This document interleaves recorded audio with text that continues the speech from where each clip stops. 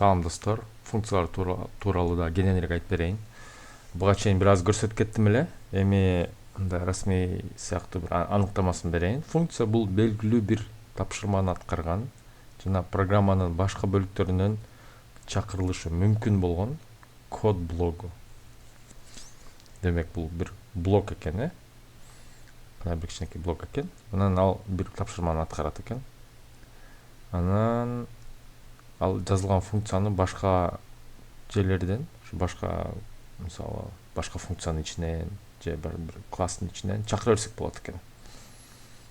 Функция эмне үчүн колдонулат? Функциянын артыкчылыктары мындай: оңоюраак уюштуруу үчүн. Модулдуулук, оңоюраак уюштуруу үчүн дегенге токтоп кетсек,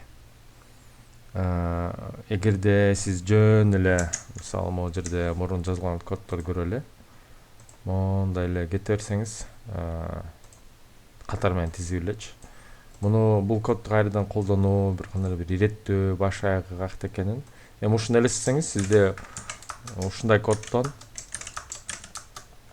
дагы бир нече жүз сап бар дейли.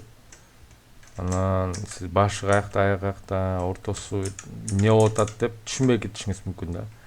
Ошон үчүн мындай функцияларга бөлүп иреттеп койгон абдан жакшы болот да. Ошо оңоюраак уюштуруу деген ошол нерсе. Модулдуулук деген бул кичирээк функцияларга бөлүп кайрадан колдонуу үчүн деген сөз да. Бир жана чоң бир нече жүз саптан турган кодуңузду бөлүп коесуз дейли. Анан кээ бир жерлерин ошо кээ бир функцияларды кайрадан колдоно берсеңиз болот. Сиз эгерде аны функцияга бөлбөй шатыратып эле бир шейшеп кылып жазып кете берсеңиз, анда кайрадан көчүрүп мурунку логиканы кайрадан жазып чыгышыңыз керек болот да. Бул кодуңузду өтө татаалдаштырып жибериши мүмкүн. Оңоюраак сыноо, тестирлөө үчүн да функцияларда жазышат. Ошондо сиз жанагындай кичинекей логика бөлүп койдуңуз.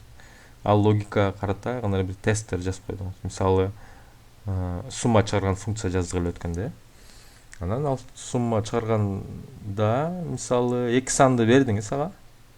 Суммасын өзүңүз билесиз да, мисалы 2 кошуу 2 барабар 4 экен. Ошол сыяктуу функцияларды кечиресиз. Ошондой тесттер жазып коесуз, текшерип, чакырып текшерткен. Ага кандай бир өзгөртүүлөр киргизесиз дейли функцияларга. Функцияларга кандай бир өзгөртүүлөр киргизип атканда ошол тесттер дагы эле өтөт абы, же ичинде бир логикасын туура эмес жазып алып, билбей, байкабастан өзгөртүп алып, анан тесттериңиз кулап калса, анда айтат, могу жерде ката кетти, сен логикаң туура эмес деп. Ошондо функцияларга бөлүп койсок оңоюраак болот. Абстракция үчүн кандай бир татаал формуланы жазыңыз дейли бир функциянын ичине. Аны кодуңуздун ичинде эле жазып кетсеңиз деле болот, албетте иштей берет да. Жөн эле ал формула жазылган жерге келгенде сиз бул эмне эле, кандай иштечү эле деп кыйналып кетесиз да. Сиз мисалы аянт чыгарган функция жазып коесуз. Функциянын атын аянт бер деп жазып койдуңуз дейли.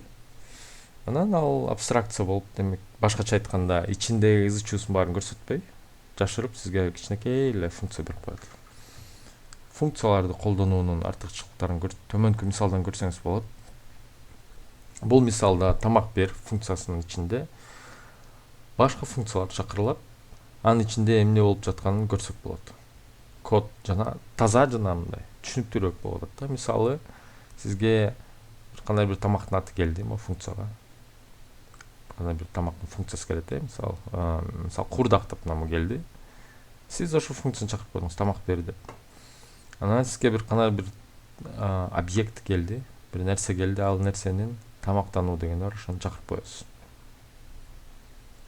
Анын ичинде карап көрсөк, татаал процессор жүрүп атат да. Бул функция көрдүңүзбү, мында жашырып койду, мунун баарын ар жакка катып койдук дейли, көзүбүздө экөөбүзүн деп. Ичинде ошо өзүнчө бир функция бар, тамак жаса деген. Ошондо бул татаал дагы бир процессти катып коюп, бул жерге кичинекей функция чакырып койдук. Ошо тамак атын бердик, мисалы курдак жерде келди эле, бияка кетти. Анан бир идиш дедик. Идиш бер дедик. Ала бир идиш деген объект берди дейли. Анан ошол идиш деген объекттин ушу методу бар экен, тамак салып кой дегенчи. Ошо тамак бербесек, ошо идиштин ичине салып койду. Анан идиш кайтарып берилди да. Анан биз аны ошондо тамак салынган идиш деп колдонуп кеттик. Анан ошо идиштен тамактануу дегенди колдонуп кеттик.